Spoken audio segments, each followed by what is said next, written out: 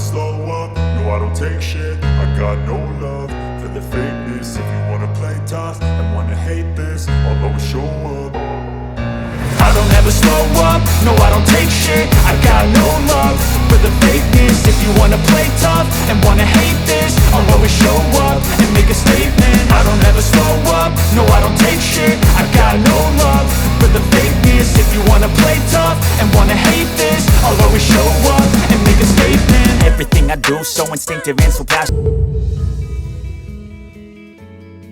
这几天呢，全世界的目光都在台北101，508公尺的高空，没有绳索，没有护具，脚下呢踩的是光滑的透明帷幕，所以呢，只要手一松，脚一松，代价呢就很有可能是付出生命。大家都说 Alex Honnold 有可能是个疯子，也有可能是真实版的蜘蛛人，在高空中连续攀爬90分钟。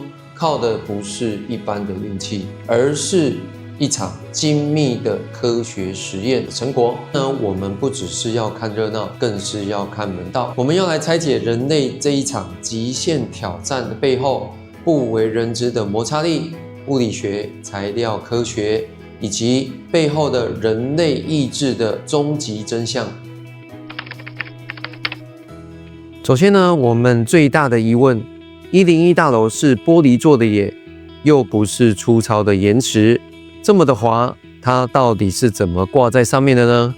这不是魔法，这是一场关于摩擦力的极致游戏。知识点1：鞋底为什么是平的呢？破解纹路的迷思，大家可能会想，要防滑，鞋底不是应该要有很深的纹路吗？就像登山鞋或者是越野车那样。这里呢有一个巨大的物理迷思，纹路越深，并不代表摩擦力越大。让我们用科学的角度来看汽车轮胎上的纹路，主要的功能呢其实是排水沟。在雨天，纹路负责把轮胎下的积水给排掉，避免车子打滑。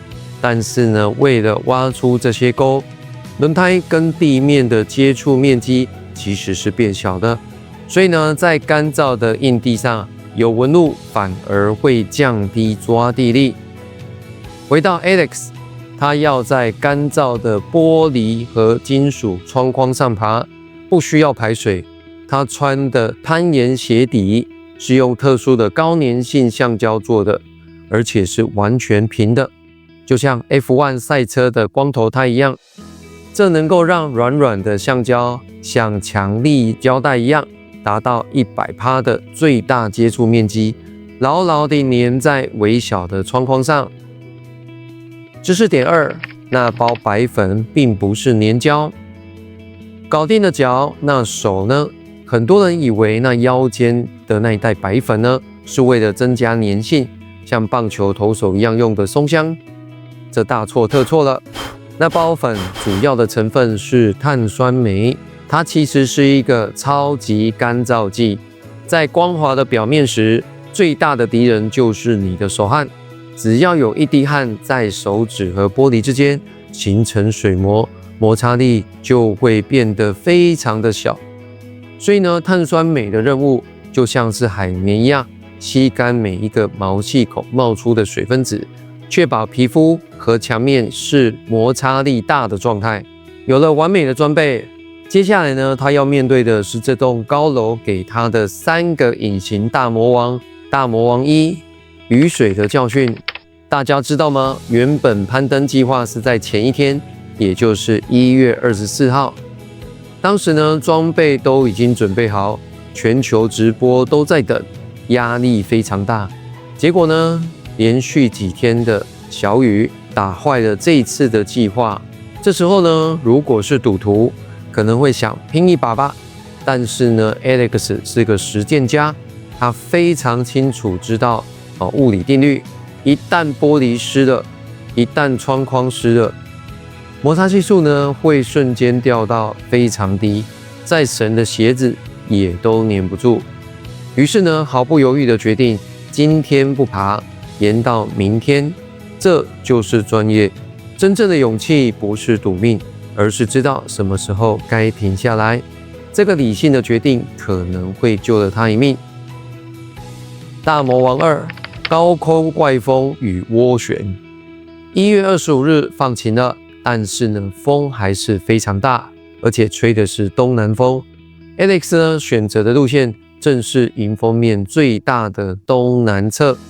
当强风吹过高楼时，最可怕的其实不是迎风面的风压，而是在大楼背后所产生不稳定的涡旋气流，而这个乱流呢，会导致大楼左右剧烈摇晃，严重影响攀爬者的平衡。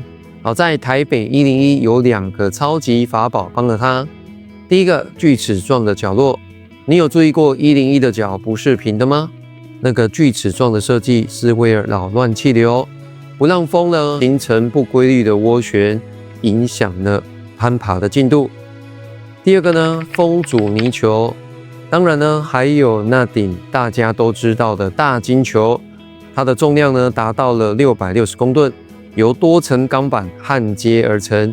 利用单摆原理，当大楼往左边晃，而这个大金球呢就往右摆，硬生生的把大楼的左右摇摆的能量给抵消掉。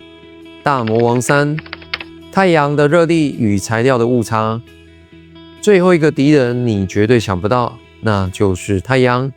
台北101的外墙结构是铝合金窗框夹着玻璃。科学告诉我们，金属受热膨胀的速度是比玻璃来得快的。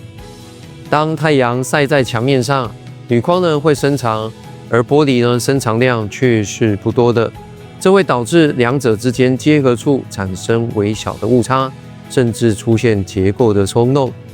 而 Alex 呢抓的每一个点其实都在发生肉眼看不见的变化，这个都需要多恐怖的专注力呀！我们讲了很多物理、化学、材料科学，但最后能完成的这一切是有一个有血有肉的人啊！为什么是 Alex Honnold 的呢？有人呢扫描过他的大脑，发现他负责恐惧的性能核很难被激活，但 Alex 自己也说他是非常害怕的。他是透过成千上万次的练习，把恐惧一点一滴的挤出大脑。他曾经说，危险和可怕是两回事情。如果我们准备的够完美，风险呢就会是0。而这种几乎偏执的追求完美，或许来自于他的母亲。Alex 曾说呢，小时候不管他做得多好，妈妈呢总觉得还可以更好，这就造就出他适应了零容错的能力。因为在徒手攀登的世界里面，99分就是死亡。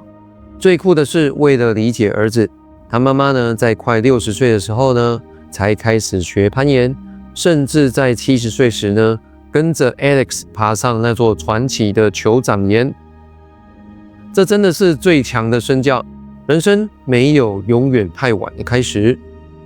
这次攀登101背后有庞大的团队在计算天气以及研究路线的结构，不是一时的冲动，这是无数科学证明加上经验判断的成果。经过了91分钟，征服了物理定律，克服了心理恐惧， Alex 终于登上了101的顶楼。那一刻，他看起来不像刚完成了什么惊天动地的壮举，反而一脸轻松。而在那边等他的是他最棒的奖赏，就是他的妻子。没有痛哭流涕，没有疯狂的庆祝，而是从从容容的走过去，给了一个老婆一个拥抱。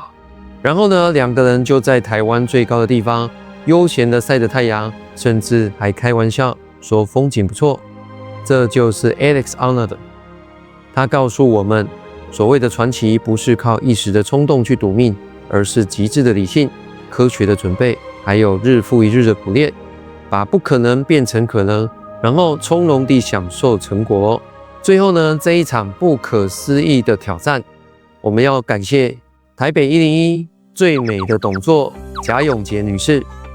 没有她的远见、魄力与全力支持，这项看似不可能的任务绝对无法成真。贾董事长呢，不仅促成了这次合作，他更用行动展现了同样的勇气与决心。大家现在可以看到的就是贾董事长亲自攀上101的画面哦。看到这样子的画面，我们深深的佩服。感谢贾董事长与101团队，让全世界看见台湾，也看见了人类挑战极限的无限可能。你觉得 Alex Honnold 呢，到底是疯子呢，还是天才？这一次的攀登，你最讶异的是哪一部分？下方留言告诉我哦。如果你喜欢这一集有关于科学还有冒险的分析记得按赞、订阅、加分享。我们下次见，拜拜。